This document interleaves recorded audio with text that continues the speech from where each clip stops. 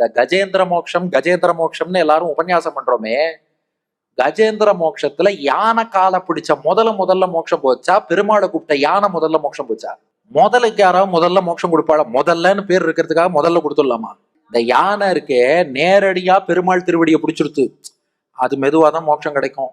இந்த முதல்ல தெரிஞ்சு பண்ணித்தோ தெரியாம பண்ணித்தோ, நல்லதுக்கு பண்ணித்தோ கெட்டதுக்கு பண்ணித்தோ, பரம பக்தனான கஜேந்திரனுடைய பாதத்தை முதல்ல பிடிச்சுடுத்து, வா உனக்கு முதல்ல மோட்சம் கொடுக்கிறேன்னு பகவான் கொடுத்துட்டான். அப்ப அடியவனுடைய திருவடியை யார் பிடிக்கிறாளோ அவளுக்கு தான் முதல்ல மோட்சம். அப்ப இது ரொம்ப எளிமையான வழி. எத்தனையோ ஆச்சாரியர்கள் மகான்கள் பக்த சிகாமணிகளை பாக்குறோம். நம்மால் முடிந்தது அந்த ஆச்சாரியர்கள் பெரியோர்கள் சின்ன சின்ன கைங்கரியம் அவளுக்கு நாம பண்ணோம்னா நிச்சயமாக இது போல் ஒரு சிறந்த பக்தி கிடையவே கிடையாது. இது தற்செயலா பாருங்க, இன்னைக்கு மத்தியானம் அடியனுடைய ஸ்ரீபாஷ்யாரி ஆச்சாரியன் டாக்டர் சிவ கருணாகராச்சார் சுவாமி அடியன் போன் பண்ணி பேசிட்டு இருந்தார். அப்போ சுவாமி சாய்ச்சார், ஏண்டா சமீபத்துல ஸ்ரீமத் ஆண்டவனுடைய சாத்துர்மாசிய சங்கல்பத்துக்காக நீ தாரகமாலைன்னு எழுதி கொடுத்தியான், ரொம்ப நன்னா இருக்கான் அப்படின்ட்டு சுவாமி இன்னொன்னு சாய்ச்சார். ஒரு பெரிய சான்ஸ்கிரிட்ல பிஹெச்டி படிச்சவர் அவர் என்கிட்ட கேட்டார், நீங்க வெங்கடேஷ்க்கு என்ன ட்ரைனிங் கொடுத்தேள் அவன் இந்த மாதிரி எழுதியிருக்கானேன்னு கேட்டார் அப்படின்னார். அதுவும் சுவாமி எல்லாம் தேவர் அனுகிரகம் தான்.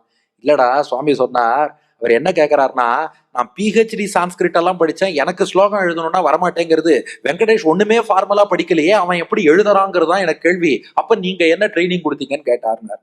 அடியான் சொன்னேன், சுவாமி ட்ரைனிங்னு ஒண்ணும் கிடையாது, தேவருக்கு எல்லாம் கைங்கரியம் பண்ண கூடவே இருந்து கைங்கரியம் பண்ணிட்டு இருக்கோம். ஆச்சாரியனுக்கு ட்ரெயினிங் மூலமா வருவதை விட ஆச்சாரியனுக்கு பக்கத்திலேயே இருந்து அவர் போற இடத்துல எல்லாம் பின்னாடி போய் கைங்கரியம் பண்ணிட்டே இருந்து, ஆகா இந்த பையன் நமக்கு நன்னா கைங்கரியம் பண்றானேன்னு ஒரு நிமிஷம் ஒரு திருவுள்ளம் உகந்துட்டார்னா அதனால் வரக்கூடிய ஞானம் தான் பெரிய ஞானம். அப்படியே சொன்ன, வேற ஒன்னும் எனக்கு தெரியாது, அவர் கைங்கரியம் பண்ணதை தவிர வேற ஒன்றும் கிடையாது, ஸ்ரீ சுக்திகள் இதெல்லாம் படிச்சிருக்கேன் அவ்வளவுதான் அப்படின்னு. எதுக்கு சொல்ற, நம்ம கதையை நாம தான் சொல்லி ஆகணுங்கிறது வேற விஷயம், அதுக்காக சொல்லலை. ஆக ஒரு ஆச்சாரியனுக்கு ஒரு அடியவருக்கு நாம கைங்கரியம் பண்ணோம்னா பழக பழக பக்தி தானா வளர்ந்துரும். அந்த பக்திங்கிறதும் ரொம்ப நேச்சுரலா வரும். ஏன்னா பெரியோர்கள் பக்தி செய்வதை பார்த்து பார்த்து ஈடுபட்டு அதே வழியில நமக்கும் அந்த பக்தி என்பது தானா வந்துடுறது.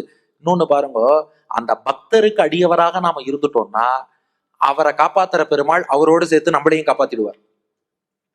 இது ரொம்ப ஈஸியான வழி. பாத சேவனம்னு அடியார்களுக்கு கைங்கரியம் பண்ணிட்டே இருந்தா அந்த அடியவருக்கு நிச்சயம் பெருமாள் மோட்சம் கொடுக்க போறாரு, அதுல சந்தேகமே இல்லை. நம்ம கூட இருக்கோம் இல்லையா, நமக்கும் கொடுத்துருவார்.